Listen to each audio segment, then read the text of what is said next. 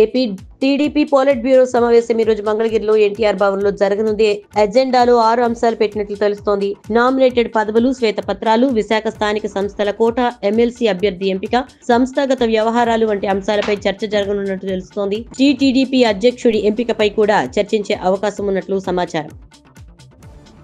ఆరోగ్య బీమాపై జీఎస్టీని తొలగించాలని కేంద్ర మంత్రి నితిన్ గడ్కరీ రాసిన లేఖపై ప్రతిపక్షాలు నిరసన తెలిపాయి. దీనిపై ఆర్థిక మంత్రి నిర్మలా సీతారామన్ లోక్సభలో స్పందించారు. జీఎస్టీని ప్రవేశపెట్టక ముందు వైద్య బీమాపై పన్ను ఉండేదని ఆమె గుర్తు చేశారు. ఇదేమీ కొత్త అంశం కాదని, ఇక్కడ నిరసనలు తెలుపుతున్న వారు తమ రాష్ట్రాల్లో ఈ పన్ను తొలగించడంపై ఎప్పుడైనా చర్చించారా అని ఆమె ప్రశ్నించారు.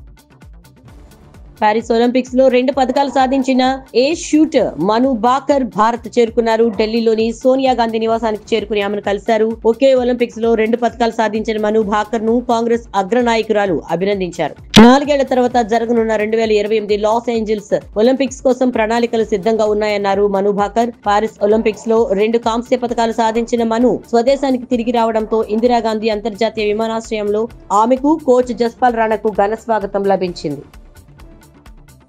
వైఎస్ జగన్ అక్రమాస్తుల కేసు విచారణలో జాప్యం జరుగుతోందని విచారణను వేరే రాష్ట్రానికి బదిలీ చేయాలంటూ ఒకప్పటి వైసీపీ ఎంపీ, ప్రస్తుత టీడీపీ ఎమ్మెల్యే రఘురామకృష్ణంరాజు దాఖలు చేసిన కేసులపై సుప్రీంకోర్టులో విచారణ జరిగింది. ఈ కేసుల్లో వివిధ వ్యక్తులు దాఖలు చేస్తున్న పిటిషన్లతో సంబంధం లేకుండా విచారణ కొనసాగించాలని జస్టిస్ సంజయ్ కుమార్, జస్టిస్ మహదేవన్లతో కూడా ధర్మాసనం ఆదేశించింది. విచారణ కోసం వరుసగా దాఖలవుతున్న దరఖాస్తులపై జస్టిస్ కన్నా అసంతృప్తి వ్యక్తం చేశారు. ఇతరత్ర విషయాల్లోకి వెళ్లకుండా దరఖాస్తులతో సంబంధం లేకుండా విచారణ మొదలు పెట్టాలని ఆదేశించారు.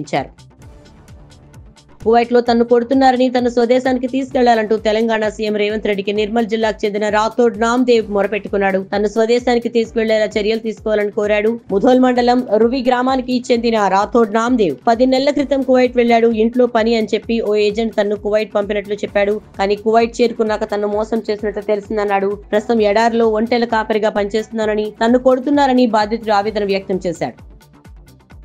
ఈ నెల 15 నుంచి రాష్ట్రంలో 100 అన్నా క్యాంటీన్లు, డొక్కా సీతమ్మ క్యాంటీన్లు ప్రారంభిస్తున్న సంగతి తెలిసిందే. రాష్ట్ర ప్రభుత్వం ఆగస్టు 15 ప్రారంభించే క్యాంటీన్లకు పేరు విషయంలో నేటి కేబినెట్ సమావేశం అనంతరం ఒక ఆసక్తికర చర్చ చోటు చేసుకుంది. దీనిపై డిప్యూటీ సీఎం పవన్ కళ్యాణ్ స్పందించారు. 2019 వరకు ఉన్న విధంగానే అన్నా క్యాంటీన్లు అని కొనసాగించాలని సూచించారు.